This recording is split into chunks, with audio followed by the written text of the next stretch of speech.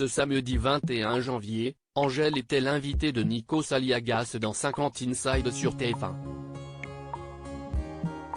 Un entretien au cours duquel la chanteuse est revenue sur sa blessure à la cheville en plein concert à Paris, en décembre dernier.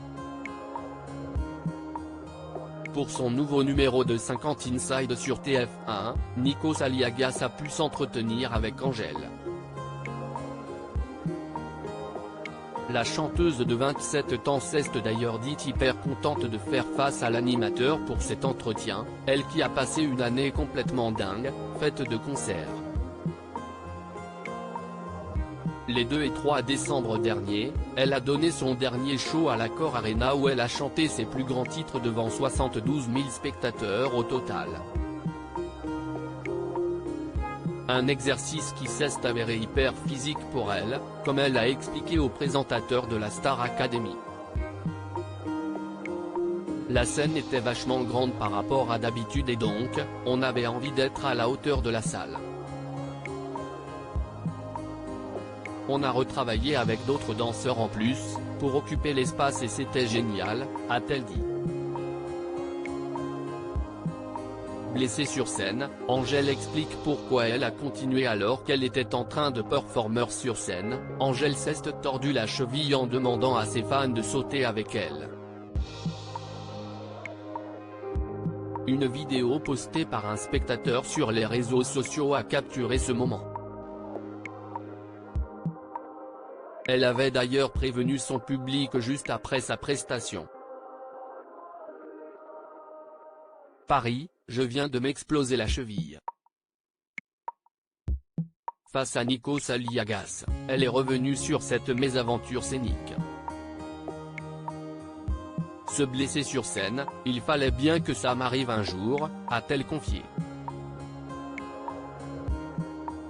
Malgré sa blessure, elle a continué le concert.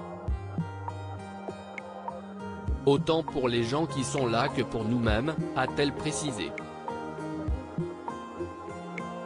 Et de poursuivre, cette date-là était particulière parce que c'était la dernière date française et je ne pouvais pas me dire que ce soir-là j'allais moins danser, du coup, je l'ai fait et franchement, là où je pensais que ça ferait l'effet contraire, ça m'a redonné confiance. Angèle et ses premiers pas au cinéma dans un film de Guillaume Canet le 1er février prochain. Angèle sera à l'affiche du nouveau film de Guillaume Canet, Astérix et Obélix, l'Empire du Milieu dans le rôle de Falbala.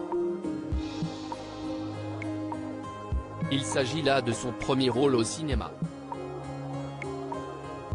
Je me suis mis la pression, a-t-elle confié dans 50 Inside.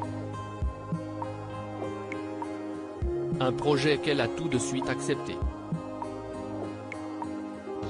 Je trouvais que c'était une super idée. Je me suis vachement préparé en amont. De Guillaume Canet, elle n'en garde que de bons souvenirs. Le réalisateur s'est montré super bienveillant avec elle. Il était conscient que ce n'était pas mon métier et ça n'a pas été un problème pour lui, a-t-elle ajouté.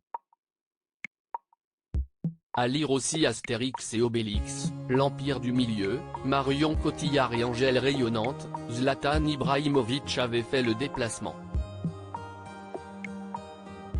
Pluie de stars à l'avant-première du film.